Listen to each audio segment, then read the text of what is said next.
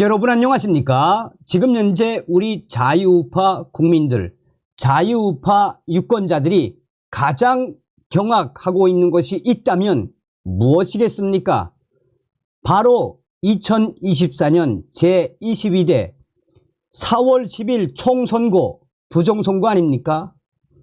이 부정선거가 명백함에도 불구하고 지금까지 침묵하고 있는 윤석열 대통령과 국민의힘, 얼마 전에 정강훈 목사가 뭐라고 강조했습니까?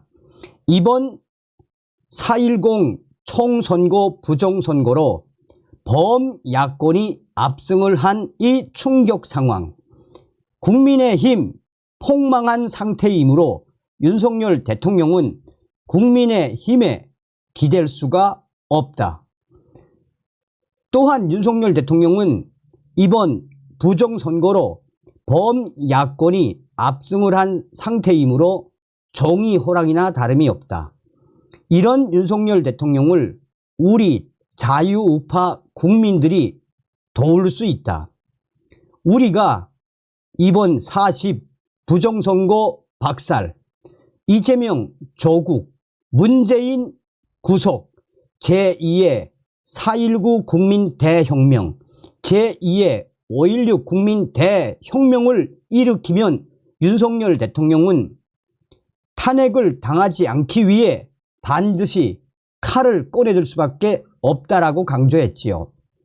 무엇이겠습니까? 우리 자유우파 국민들이 혁명을 통해 뒤집어 엎을 수 있다라는 주장 아니겠습니까? 자, 지금 현재 윤석열 정부의 외교가 발칵 뒤집어졌습니다. 지금 윤석열 대통령 큰일 났습니다. 총선에서 반미, 반일, 친중 당선, 안보실, 해외 정상들, 윤 대통령 외면. 정성산TV 좋아요, 구독, 알림은 큰 힘이 되겠습니다. 후원해 주시는 모든 분들께 가열차게 멸공. 지금 현재 윤석열 정부의 외교부가 심상치 않습니다. 이번 4.10 총선 이후 외교가에서는 앞으로 윤석열 정부의 외교 정책 단 한 발짝도 나갈 수 없을 것이라며 윤석열 정부의 외교가가 술렁이고 있습니다.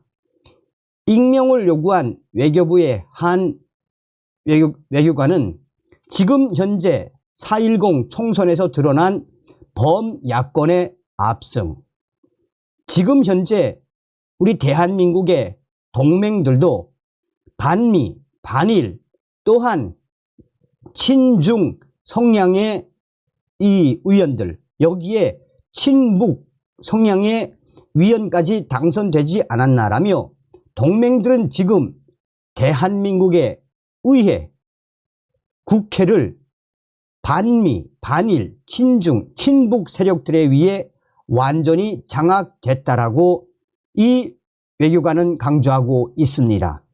그만큼 이 주사파 출신들과 또 운동권 출신들이 이번에 당선된 만큼 해외에서는 지금 한국에 대해 한마디로 자유민주주의 그 정신이 이제는 꺾였다고 보는 것이 맞다라며 또 다른 익명의 외교관은 얼마 전에도 총선이 있기 얼마 전에도 그 나라와 핵심 관계, 외교 전략을 서로 교류하며 총선 이후에 빠르게 추진하기로 했던 한국과 모 나라와의 외교 관계, 한국 총선이 끝난 이후 연락을 보냈는데 당분간 그 나라는 추진할 계획이 없다라며 현재 이러한 상황, 총선 이후에 친북,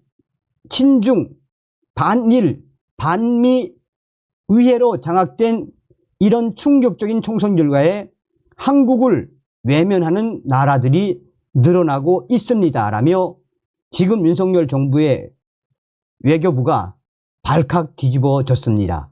그러면서 지금 현재 제가 외교관 생활을 20년 이상 하고 있는 이 상황에 이렇게까지 범야권이 압승한 상황에서 해외, 대한민국과 관계를 잘 지냈던 해외 관계자들이 이렇게 빨리 외면할 줄은 몰랐다라며 현재 외교관들과 외교부 직원들도 연일 술렁이고 있습니다. 지난 4월 10일 총선이 있던 날 조 바이든 미국 대통령과 기시다 후미오 일본 총리는 워싱턴에서 미일 동맹의 격상을 선언했습니다. 두 정상은 공동 성명에서 일본 보호에 초점이 맞춰졌던 미일 동맹이 자유롭고 열린 인도 태평양과 세계를 위해 함께 행동하는 동맹이 됐다라고 밝혔습니다.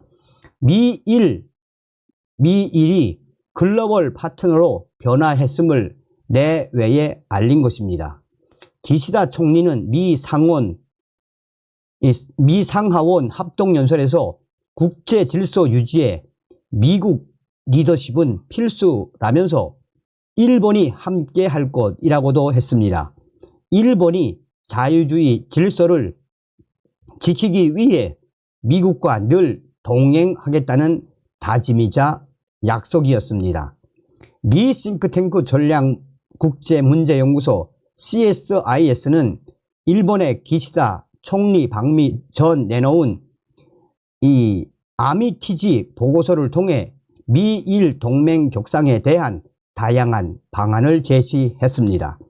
통합된 동맹을 향하여 라는 부제가 예시하듯 미일 동맹 일체화에 초점이 맞춰진 것인데 자위대와 주일 미군의 지휘 통제 체제 강화, 미일 무기 공동 개발 등을 통한 동맹 업그레이드 방안 등은 그대로 공동 성명에 반영이 됐습니다.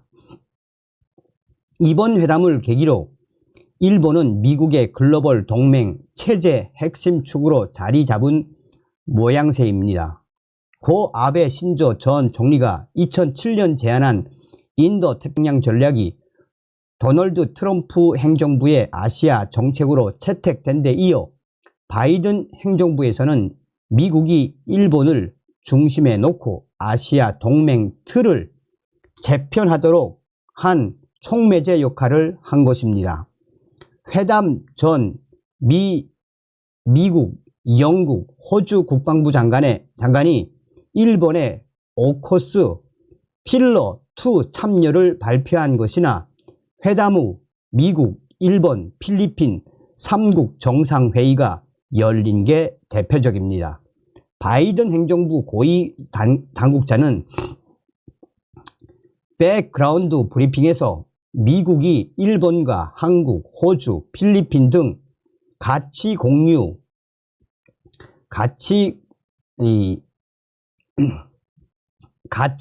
국가들과 다층적인 격자형 전략 구조를 형성하면 중국에 대응하기 쉬워진다라며 동맹 체제 개편 필요성을 역설했습니다.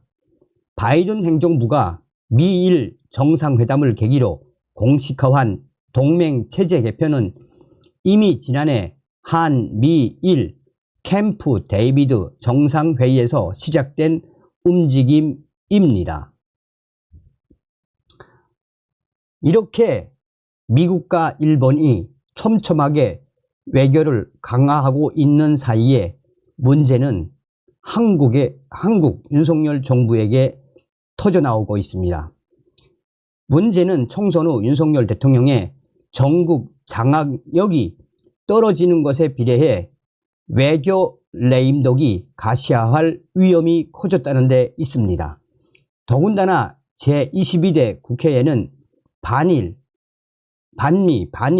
친중, 친북 인사가 대거 진출했습니다.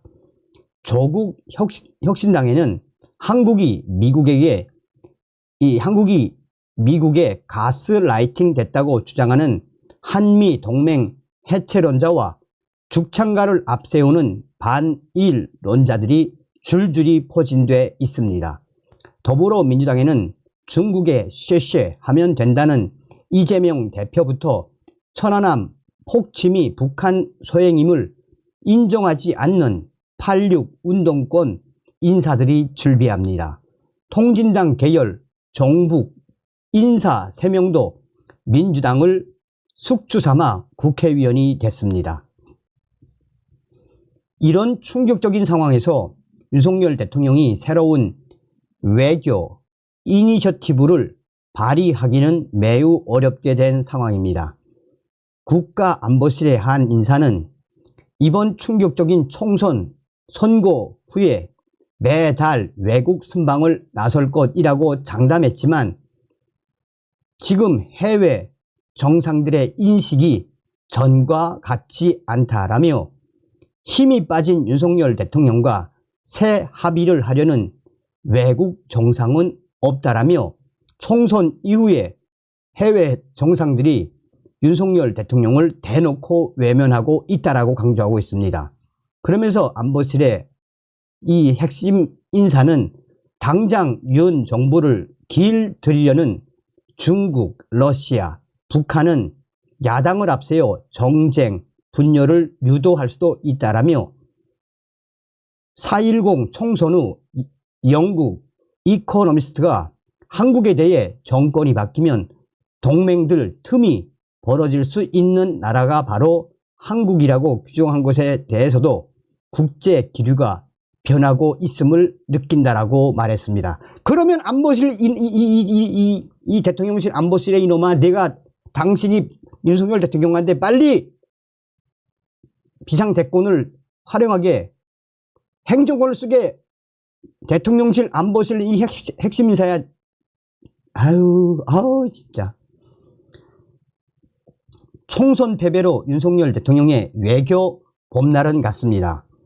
앞서서도 이야기했던 것처럼 윤석열 정부의 외교부가 또 외교관들이 지금 대실망을 하는 이유가 바로 여기에 있습니다. 이제부터는 한미 정상회담 합의와 워싱턴 선언, 캠프 데이비드 공동성명 이행에 집중하면서 야당의 반미, 친중, 친북 선동을 잠재우는 데 주력하는 게 현명합니다. 그러려면 동맹 및 국제 현안에 대해 야당 세력과 정보를 공유하고 대화하는 협력 전략으로 외교, 안보, 초당파적 전선을 구축해야 합니다. 그것이 윤석열 대통령 외교 레임덕을 피하면서 이미 쌓은 윤석열 대통령의 외교 레거시를 지키고 발전시키는 길입니다.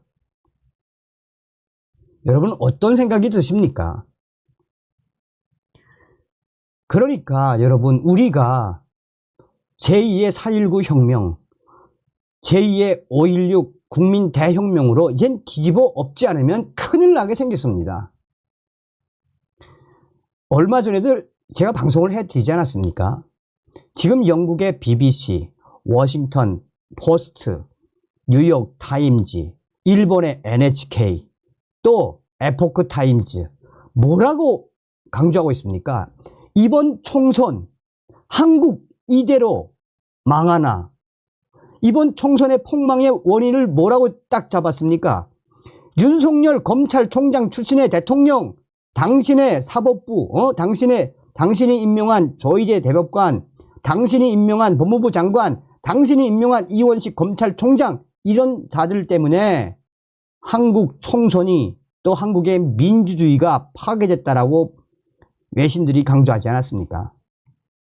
윤석열 대통령님, 칼을 빼십시오. 다음 시간에 뵙겠습니다. 멸공.